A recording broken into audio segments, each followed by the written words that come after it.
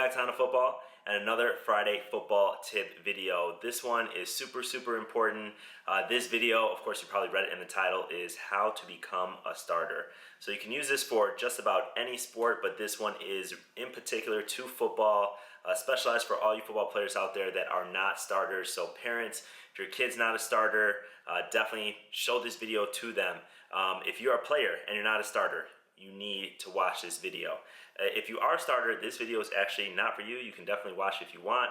Definitely check out my other video on how to stay a starter if you're already a starter. But again, this video is for those players who sit on the bench and are not starting, but definitely want that starting job. So there's 5 things that are pretty easy that you can do. A lot of you guys just don't think about it, but I'm gonna need you guys to pay attention to this video and the 5 things. So first, number 1 is you have to show up.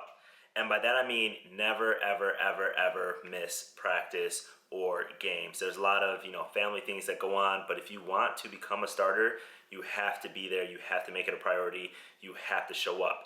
And the reason is, at some point in time, one of the starters may not be there, and you have to be prepared to step into that role. And if you're not there, it's not going to show as a priority. You're not going to get that opportunity. So number 1 is you have to show up. You have to be there. You can never, ever miss a practice. Believe me, it'll work.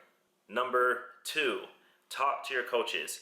And by talk to your coaches, I don't mean ask them to put you in the game. Definitely do not do that. Coaches hate when you ask them to put you in the game or on the field.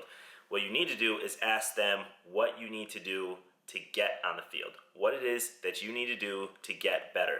So you're gonna have to take a piece of humble pie and you're gonna have to listen to what they say, and you're gonna have to practice that. And a lot of times, if you're not a starter, and if you're a starter, but if you're not a starter, you need to practice outside of practice. There are certain things that they want you to work on, which they will tell you, and you need to work on that outside of practice. Do not worry about going to the gym, lifting. You might need to do cardio to get in shape. Worry about your technique. Worry about the actual fundamentals of the sport. Better the technique. The weightlifting, all that comes later. You can be all different types of sizes, strength, but you need your cardio up, and then you need to work on the technique. So just talk to your coaches, listen to what they have to say, and practice outside of practice. Number 3, learn multiple positions. Learning multiple positions, you're gonna be prepared and ready for the opportunity when the coach calls you into the game. If you just know one position, that's only one position that you can get into. If you're a receiver and you know the X and the Y, you can stand it at either position.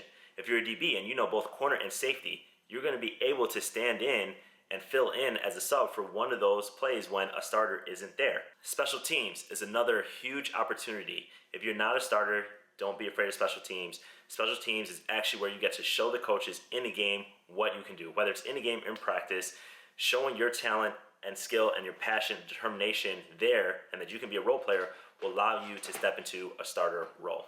So number 4, be the coach's shadow. A lot of times players who sit on the bench and aren't playing the game or starting the game, they get upset. They sulk on the bench, they take their helmet off, they don't know where it is, or they just act not interested. They don't show that they're engaged in the game. If you want to be a starter, you have to be engaged and you have to be the coach's shadow. And what that looks like and what that means in both practice and games, that means following the coach up and down the sideline with your helmet on, your mouthpiece ready. Because at a certain point during a game or practice, the coach has a lot of things going on. They're not going to be looking for you. They may not even remember you at that point in time.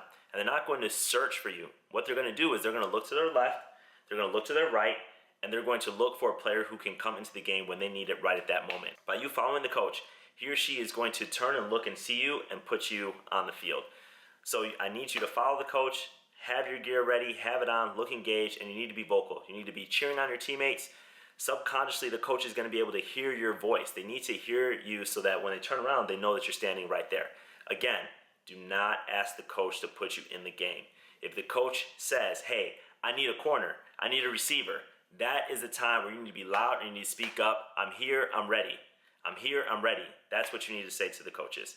So again, number 4, be the coach's shadow.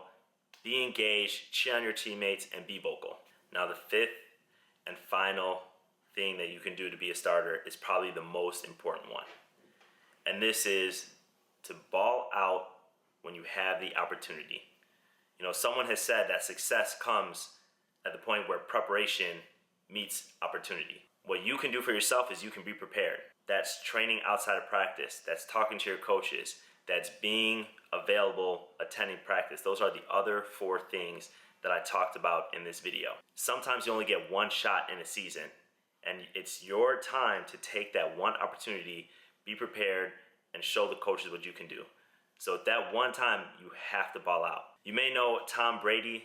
A lot of you guys, depending on how old you are, may not know how he actually got his start. He wasn't a high draft pick in the NFL.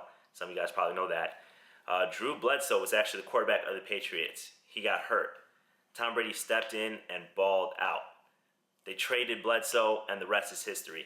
So sometimes it just takes that one opportunity. More recently for you guys, look at Tony Romo and Dak Prescott, right? Same thing.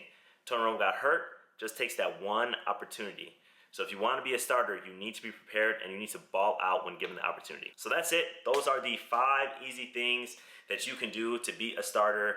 Again, make sure you watch this video, save it, bookmark it, like it, subscribe, share with your friends, your parents. Watch this video every now and then. Don't forget these 5 things to be a starter. If you like my Friday football tip videos and you want me to do more, definitely let me know in the comments below. Share, subscribe, and I'll see you guys next week.